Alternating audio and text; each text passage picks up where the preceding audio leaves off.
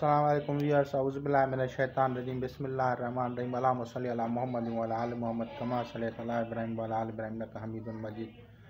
अल्लाहुम्मा बारिक अला मुहम्मद व अला आलि मुहम्मद कमा बारकता अला इब्राहीम व अला आलि इब्राहीम इन्नका हमीदुम मजीद। अल्लाहुम्मा बारिक अला मुहम्मद व अला आलि मुहम्मद कमा बारकता अला इब्राहीम व अला आलि इब्राहीम इन्नका हमीदुम मजीद। औज़ु बिल्लाहि मिनश शैतानिर रजीम, बिस्मिल्लाहिर रहमानिर रहीम। आज जो ये वीडियो है, ये इल्मुल नजूम, इल्म ज्योतिष, एस्ट्रोलॉजी का एक अहम मौजू है, जैसे हिंदुज़म वाले कहते हैं कि कोई भी आदमी या कोई भी जो रूह है, वो रूह दोबारा जन्म लेती है या पैदा होती है। ये हर एक का अपना एक थाट्स होते हैं, अपने एक बिलीव्स होते हैं। हम उसकी तरफ जाते हैं ताकि आप लोग उसको समझें कि ये क्या बात है। एस्ट्रोलॉजी में जब कोई भी चीज़ पैदा होती है या वो आदमी पैदा होता है या दरख्त ज़मीन से निकलता है या कोई और चीज़ जो बॉडी के साथ ज़ाहिर होती है इस दुनिया में, उसको उस वक्त से बर्थ चार्ट बनाई जाती है।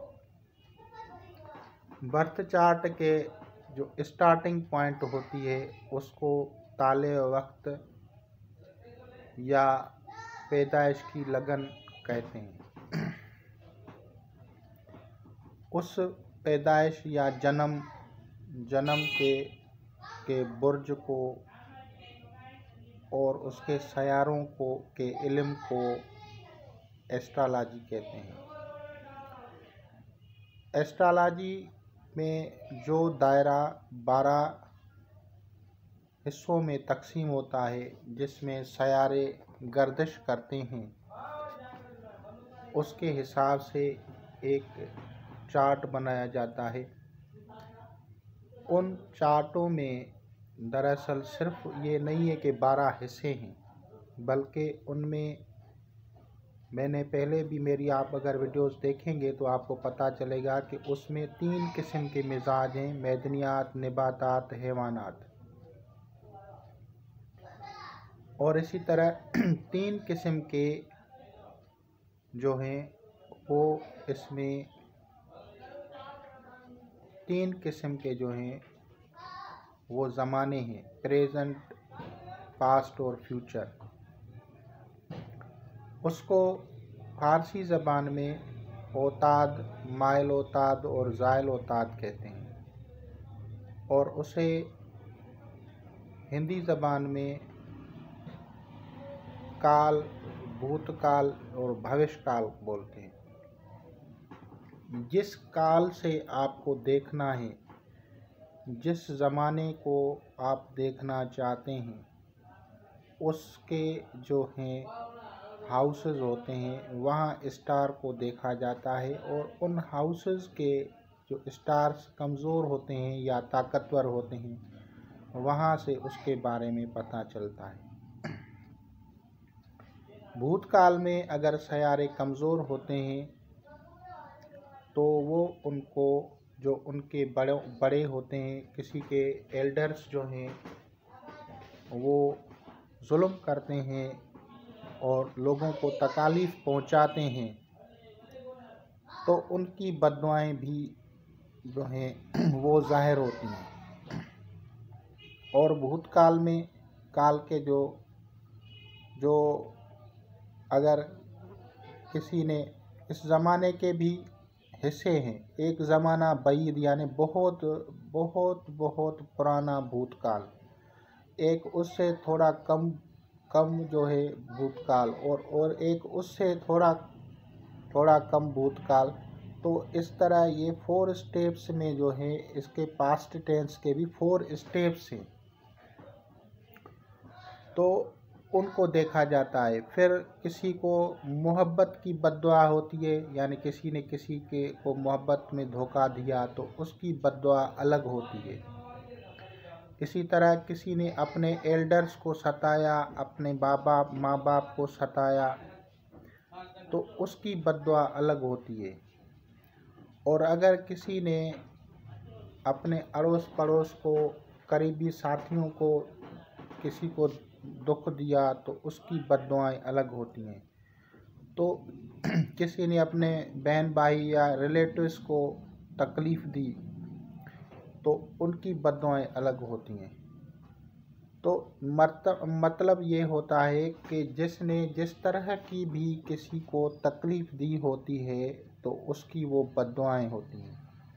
और इसी तरह अगर किसी ने किसी को कोई सुख, कोई फ़ायदा, कोई बेनिफिट दिया है, चाहे वो आपकी बहन भाई हों, वालिदैन हों, फादर हों या दूसरे अवाम उन्नास हों, तो अगर उनको कोई फ़ायदा होता है तो वहाँ से उनके जो स्टार्स पावरफुल होते हैं तो वो उनकी दुआओं को ज़ाहिर करते हैं कि उनकी दुआ, उनकी जो अच्छी जो दिल से निकलती हुई दुआ होती है वो वहाँ से ज़ाहिर होती है। तो इस तरह से पास्ट टेंस को या भूतकाल को देखा जाता है। फिर उनकी आती हैं रेमेडीज़। फिर रेमेडीज़ को देखा जाता है कि रेमेडीज़ किस तरह से की जाएं, क्योंकि हर एक रेमेडीज़ को नहीं समझता। मैंने पहली बार मर्तबा जो आप लोगों को बताया था कि काले रंग का जो सदका होता है वो कपड़ा काला भी होता है, कोयला भी होता है, मैदनी कोयला भी होता है, लकड़ी वाला कोयला भी होता है और काली दाल माश भी होती है, काला बकरा भी होती है। लेकिन अब कहाँ किस चीज़ को देना है ये आम आदमी डिसीशन नहीं ले सकता। चाहे वो आमिल भी हो तो भी वो इस चीज़ को नहीं जानता कि मुझे क्या चीज़ देनी चाहिए।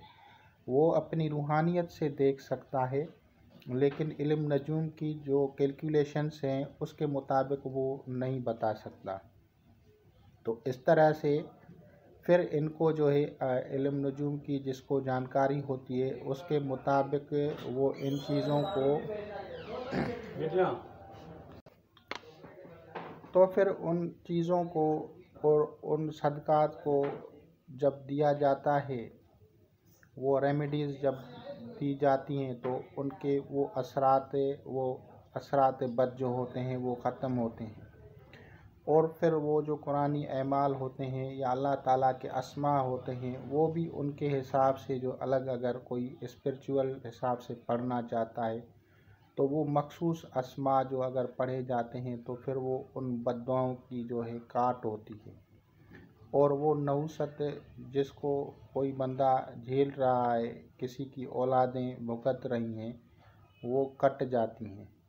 बहरकैफ इस चीज़ को समझना चाहिए कि ये एक इल्म है और ये एक साइंटिफिकल इल्म है और इससे बहुत से सारे फ़वाइद होते हैं। और ये भी नहीं है कि आप किसी को जो है झुटला दें, क्योंकि हर इंसान के जो है एक बॉडी है, एक सोल है।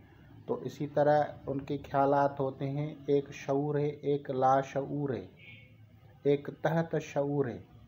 शऊर वो है जो हम ज़ाहिर समझते हैं, लाशऊर है जिसका हमें पता नहीं है, एक तहत शऊर यानी उसके अंदर भी पोशीदा एक जहान है। तो इन सारी चीज़ों को जो है एस्ट्रोलॉजी या इल्मुल नजूम या जिसे ज्योतिष कहा जाता है, ज्योतिष विद्या, ये इसको ज़ाहिर करती है जिससे मखलूक़ात खुदा का भला होता है। हाँ, कुछ मज़ाहिब में इसको पूजा जाता है, लोग पूजा करते हैं और जो है वो अपने गलत तरीके इस्तेमाल करते हैं, वो उनके लिहाज से है।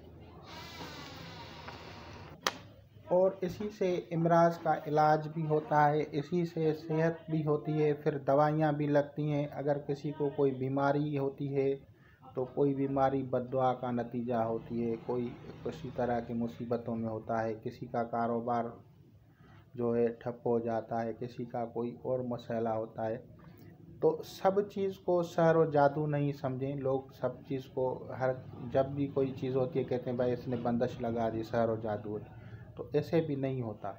सब चीज़ सहर और जादू नहीं होती है, और सब चीज़ जो है वो नज़रबद या ये मुख्तलिफ़ चीज़ें होती हैं, और उनको इल्मुल नजूम या एस्ट्रोलॉजी से एक चार्ट बना के उससे किया जाता है। मैं जब भी करता हूँ तो किसी का चार्ट देख के उसके जो पास्ट टेंस में अगर कोई होती है प्रॉब्लम, तो मैं उसको मद्देनज़र रखते हुए उस तरह के सदक़ात उनको बता देता हूँ। और ऐसा भी होता है कि कुछ लोग जो ज़्यादा एक्टिव या ज़हीन होते हैं वो समझते हैं कि ये जो सदक़ात बता रहा है ये गलत हैं, तो ये उनका एक अक्ल होता है। कुछ लोग अपने जो है अक्ल को ज़्यादा दौड़ाते हैं। तो जब भी किसी के पास स्कॉलर के पास जाएं आप, तो आप उनके ऊपर छोड़ दें वो किस तरह से आपको देखता है। जैसे मेडिकल में डॉक्टर की तरफ जाया जाता है, इसी तरह से अगर कोई किसी एस्ट्रोलॉजर से इल्म नजूम के ज़रिए या इल्म जफ़र के ज़रिए वो हल करवा रहा है, तो उनके ऊपर छोड़े, क्योंकि वो ज़्यादा आलिम है तब तो आप उससे पूछ रहे हैं ना। तो इसी तरह से जब वो चार्ट बनता है, उस चार्ट को जब आप वो देखेगा तो उसके हिसाब से वो देखेगा कि इसके ऊपर या इसके बड़ों के ऊपर किसकी बद्दुआएं तो नहीं लगी हैं। फिर उस हिसाब से वो रेमेडीज़ और सदक़ात जब करवाता है, तो उसके बाद जो है उसकी नहुसात और वो जो बद्दुआएं होती हैं वो ख़त्म हो जाती हैं, और लोग उससे बहुत ही लाभ उठाते हैं, फ़ायदा उठाते हैं, और उनके जो हैं लक जो है वो खुल जाती है। तो इंशाअल्लाह ताला अल अज़ीज़ आप लोग इससे इस्तिफ़ादा करेंगे और इसको समझेंगे। मुझे खुशी होती है अगर आप लोग इससे फ़ायदा हासिल करते हैं। तो मैं एक पॉइंट आउट करता हूँ कि अगर किसी को भूतकाल देखना चाहते हैं आप, तो भूतकाल के लिए जो है number 3, house number 6, house number 9 और हाउस नंबर 12 है।